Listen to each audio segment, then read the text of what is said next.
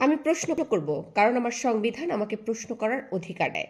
আমার প্রশ্ন হচ্ছে, আপনারা তো ওসমান হাদিকে নবী বানিয়ে ফেলেছেন। ওসমান হাদি যদি নবী পর্যায়ের একজন মানুষ হয় বা শেখ মুজিবুর রহমান টাইপের একজন মানুষ হয়, তার সাথে তুলনা করা যেতে পারে, তাহলে যেদিন আমি সে নোংরা ভাষা নিয়ে শব্দ চয়ন করে সে যে স্লোগান দিচ্ছিল, সেই শব্দের যখন আমি প্রতিবাদ জানালাম, তখন তিনি আমাকে বললেন যে আমার কাছ থেকে সেই সভ্যতা শিখতে বিদেশে আমাকে নিয়ে যেতে চায়। তখন সেই নবীত্ব বা সেই মহা বীর কোথায় ছিল, সেই বীরত্ব কোথায় ছিল? তখন তো আপনারা কেউ কথা বলেন নাই।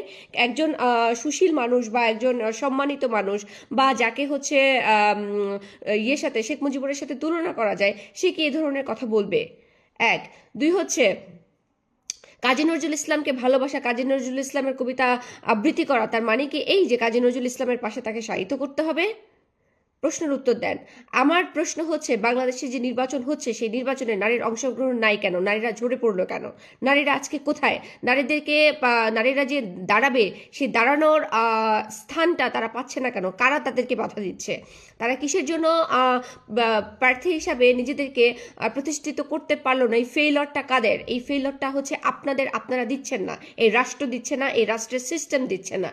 আপনারা যদি বলেন যে নারীরা দাঁড়াচ্ছে না কেন, নারীদেরকে আপনারা দাঁড়াতে দিচ্ছেন না, জামাত ইসলাম দিচ্ছে না। জামাত ইসলাম চাচ্ছেন নারীরা ঘরে বসে থাকুক, ঘরে বসে চুলা ঠেলুক, আর তাদের যৌনদাসী হয়ে পড়ে থাকুক। এটা জামাত ইসলামের নীতি, তাদের উদ্দেশ্য। নারীরা কোনোভাবেই তাদের যে মত প্রকাশ, সেটা তো করতেই পারছে না। তারা কিভাবে পার্লামেন্টে যাবে? একটা নারী যদি পার্লামেন্টে না যায়, বা একজন আমাদের পক্ষ থেকে যদি নারীরা পার্লামেন্টে না যায়, তাহলে আমাদের কথা কারা বলবে? নারী কমিশন নিয়ে যে নীতিমালা গঠন করা হয়েছিল, সেটার অবস্থা কি আজকে?